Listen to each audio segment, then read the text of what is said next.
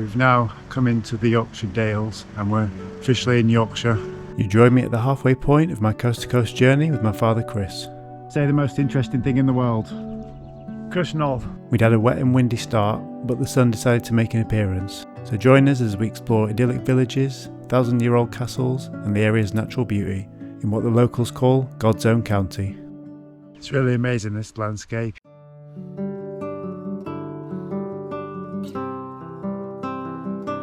So we're now staying at a place called the Fat Lamb Country Inn, which is near the village of Ravenstonedale. As you can see, it's beautiful scenery.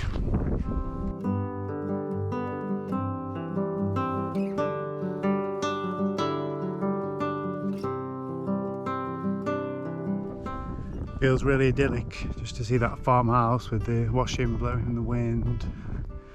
I'm sure it's hard work though, running the farm.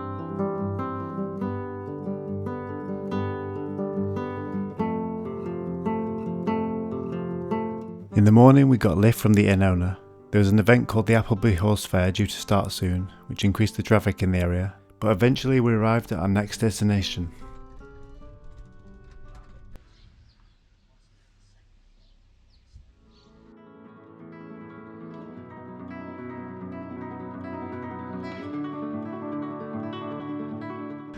So we're now in the village of Thwaite. We've now come into the Yorkshire Dales and we're officially in Yorkshire. The landscapes around here are a lot more like. We're going to go for a short walk in the area by the village of Muka. It's really amazing, this landscape. You've got the fields of buttercups, the dried stone walls, the old stone barns, rolling hills.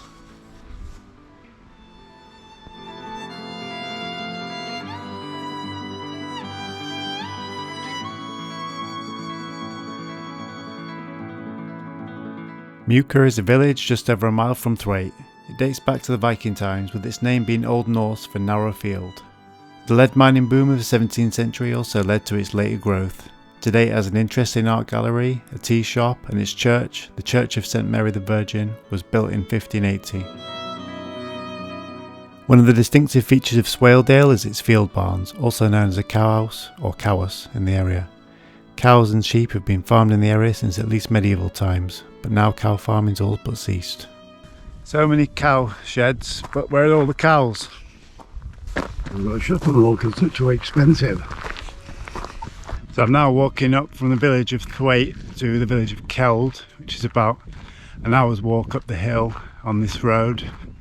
I'm hoping to see waterfall Kidson Forst, which is just to the east of Keld.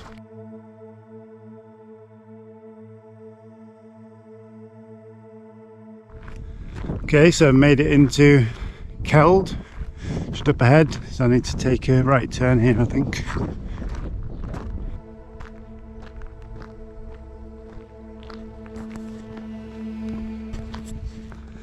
So I've been reliably informed that the River Swale is somewhere down here by a local guy, so hopefully if I just follow this path I should find the waterfall. Okay, so I can hear the river down there, that's a good sign. Lots of flies as we get close to the water. Like sugar to them, bites everywhere.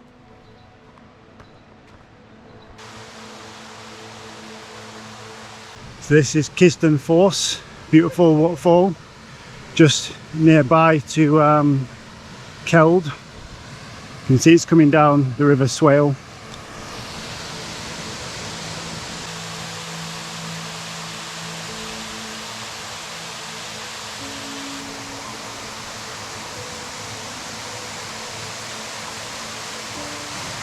So here now at Kidson Forst, beautiful spot to relax and have an apple. Well, actually, I've just looked and it's called Kidson Forst, not Kidson Forst. Correction. Good workout for the legs on the way back up. Alright, time for the nice bit now. Downhill all the way, a couple of miles to Thwaite. Look at the amount of cow shelters there are all across the landscape. Just coming into Thwaite now. Hopefully have some dinner in a second. Sun's starting to set a little bit, but still a few hours left as it's coming up to, it's June the 1st today, so coming up to summer solstice in a few weeks.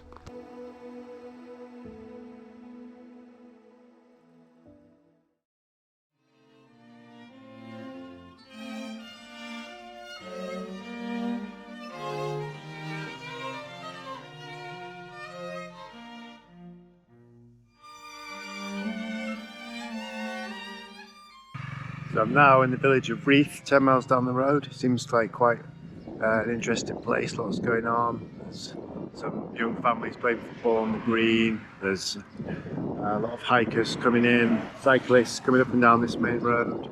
Looks like a few pubs, gift shop, and apparently there's a famous ice cream parlour, so we'll have to try that. Looks like we've got a 5-star hotel tonight as well, the Burgoyne, which you can see in the background. So I went in there and it seems quite good already.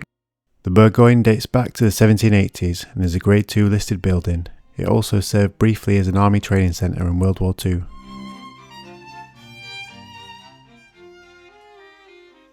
So this is the Burgoyne Hotel. Looks quite nice in here. They've got a restaurant and bar downstairs, and the beds seem quite nice.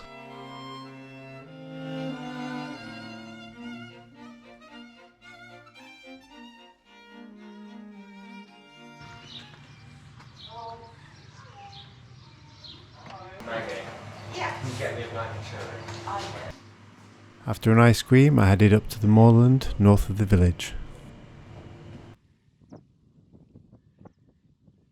I'm up here on the moors now, getting some Napoleon Dynamite vibes from these surroundings. It is peaceful up here. You've got the babbling brook down there. It's nothing for miles in these directions. It is nice to be part of this kind of slower living energy they've got in the countryside. I remember when I was growing up, I grew up in quite a poor area in Leeds, and I once went to a friend's house that I'd made, and they lived in a village in North Yorkshire, and I was amazed. Nobody locked the doors in the village. I don't know if it's like that in this village, but definitely was then. Imagine still in some places. So I'm going on another little walk down from Reeth, coming down to the River Swale. There's a swing bridge down here apparently, crossing the river.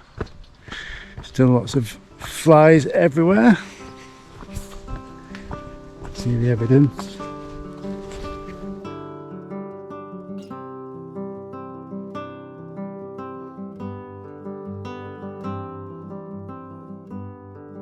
Our next stop would be another of the main towns on the coast to coast route, described by Wainwright in his book as a town of reminders of times long past.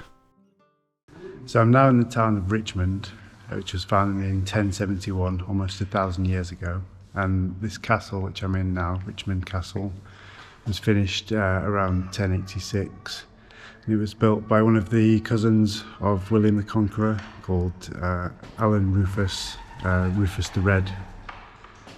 He was one of the loyal allies of William the Conqueror. Looks like there's a path up to the top from here.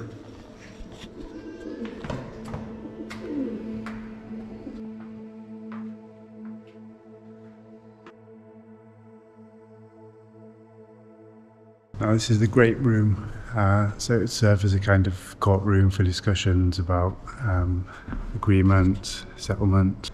Heading up to the top of the tower now.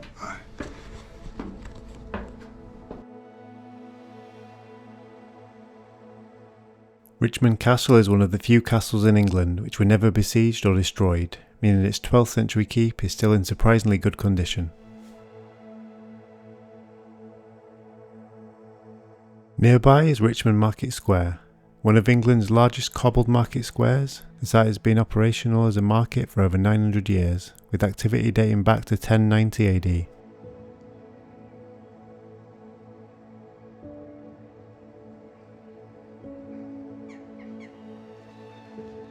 The walk around the castle's perimeter is another activity I'd recommend, with great views of the river below.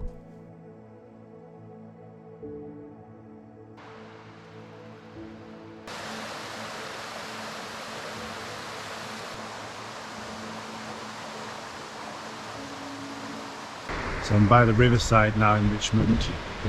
Beautiful summer evening. I've just been to the waterfall and the castle walk, which is right up there.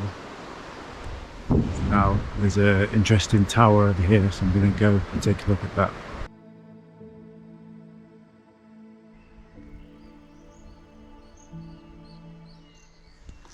Georgian sundials up there. So this is the Culloden Tower. It's got 4 floors and it was built as a monument to a war victory in the mid 1700s. Now it's a hotel. You can walk right up to it, I believe, but obviously you have to pay to go inside. This section of the journey had been a welcome respite from the previous trails, and a chance to explore some of the Yorkshire Dales villages, towns and natural wonders. Join me for the final instalment of the series as we brave the windy North York moors, visiting one of the highest pubs in England, the coastal town of Whitby, and our destination Robin Hood's Bay, where we take part in a very important tradition. See you next time.